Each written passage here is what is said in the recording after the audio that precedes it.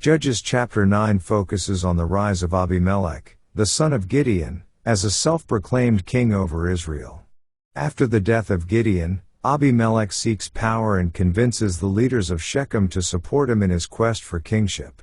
He is made king over the city of Shechem and its surrounding region. However, Abimelech's leadership is marked by treachery and violence. He eliminates his 70 brothers, the sons of Gideon, in a bid to secure his rule and eliminate potential rivals. Only one brother, Jotham, escapes the massacre.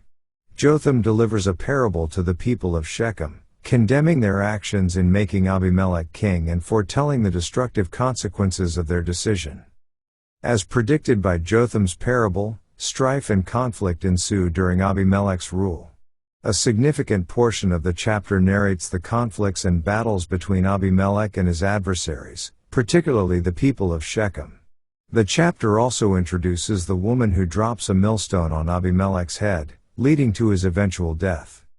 In summary, Judges chapter 9 tells the story of Abimelech's rise to power as a self-proclaimed king, the violent means he employs to secure his rule, and the subsequent conflicts and confrontations that plague his reign.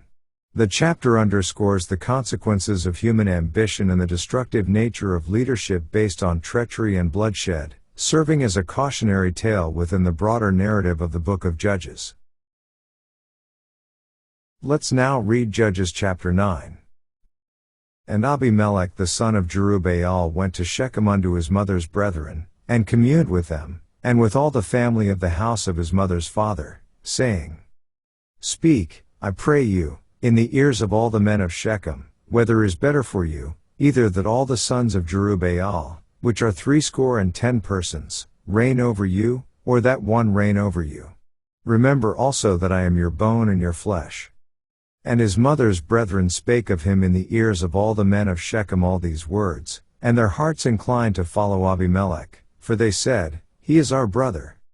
And they gave him 70 pieces of silver out of the house of Balberith, wherewith Abimelech hired vain and light persons, which followed him. And he went unto his father's house at Ophrah, and slew his brethren the sons of Jerubbaal, being 70 persons, upon one stone. Notwithstanding yet Jotham the youngest son of Jerubbaal was left, for he hid himself. And all the men of Shechem gathered together, and all the house of Millo, and went, and made Abimelech king, by the plain of the pillar that was in Shechem. And when they told it to Jotham, he went and stood in the top of Mount Gerizim, and lifted up his voice, and cried, and said unto them, Hearken unto me, ye men of Shechem, that God may hearken unto you. The trees went forth on a time to anoint a king over them, and they said unto the olive tree, Reign thou over us. But the olive tree said unto them, Should I leave my fatness, wherewith by me they honor God and man, and go to be promoted over the trees? And the trees said to the fig tree, Come thou, and reign over us. But the fig tree said unto them, Should I forsake my sweetness, and my good fruit, and go to be promoted over the trees? Then said the trees unto the vine, Come thou, and reign over us. And the vine said unto them, Should I leave my wine, which cheereth God and man, and go to be promoted over the trees? Then said all the trees unto the bramble, Come thou, and reign over us.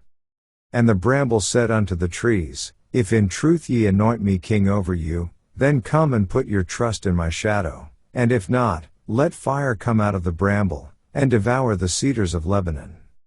Now therefore, if ye have done truly and sincerely, in that ye have made Abimelech king, and if ye have dealt well with Jerubbaal and his house, and have done unto him according to the deserving of his hands. For my father fought for you, and adventured his life far, and delivered you out of the hand of Midian, and ye are risen up against my father's house this day, and have slain his sons, 70 persons, upon one stone, and have made Abimelech, the son of his maidservant, king over the men of Shechem, because he is your brother.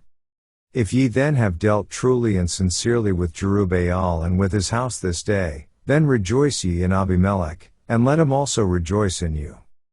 But if not, let fire come out from Abimelech, and devour the men of Shechem, and the house of Millo, and let fire come out from the men of Shechem, and from the house of Millo, and devour Abimelech. And Jotham ran away, and fled, and went to Beer, and dwelt there, for fear of Abimelech his brother. When Abimelech had reigned 3 years over Israel. Then God sent an evil spirit between Abimelech and the men of Shechem, and the men of Shechem dealt treacherously with Abimelech.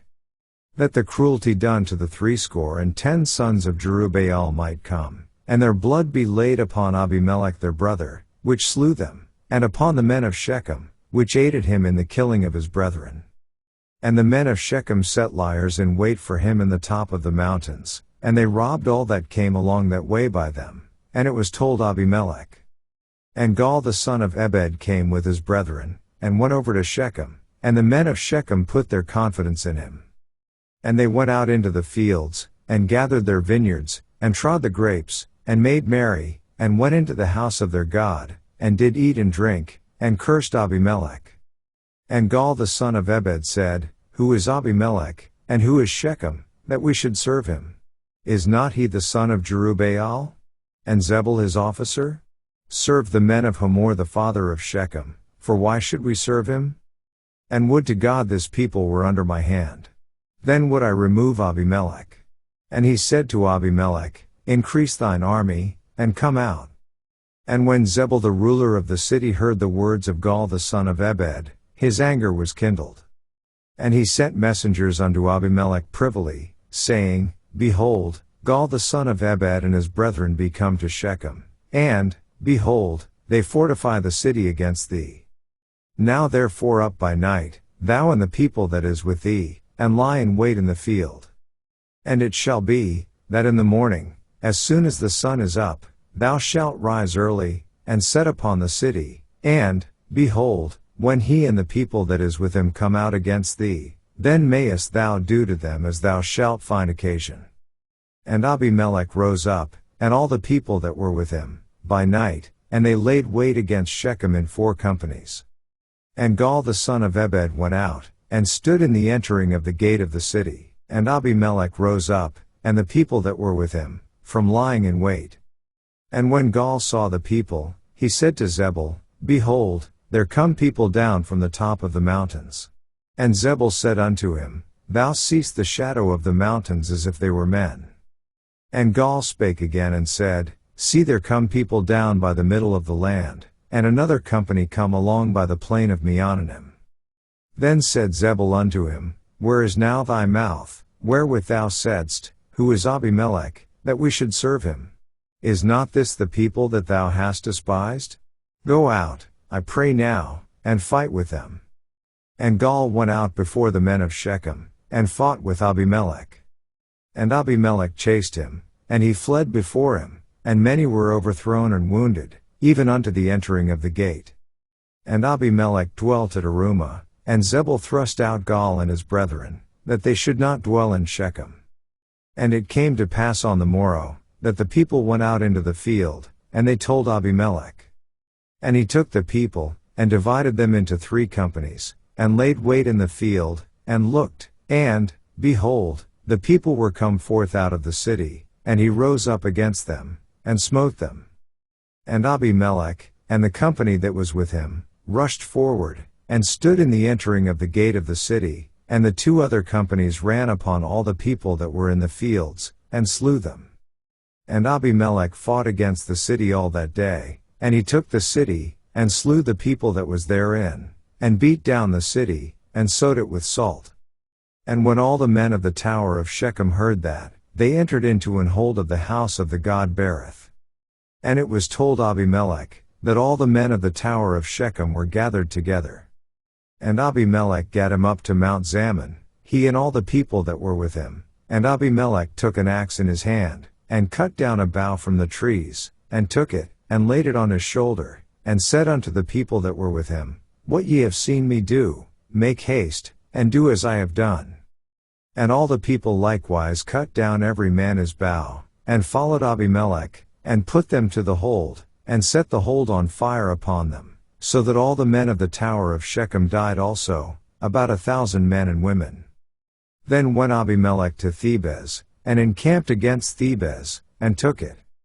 But there was a strong tower within the city, and thither fled all the men and women, and all they of the city, and shut it to them, and gat them up to the top of the tower. And Abimelech came unto the tower, and fought against it, and went hard unto the door of the tower to burn it with fire. And a certain woman cast a piece of a millstone upon Abimelech's head, and all to break his skull.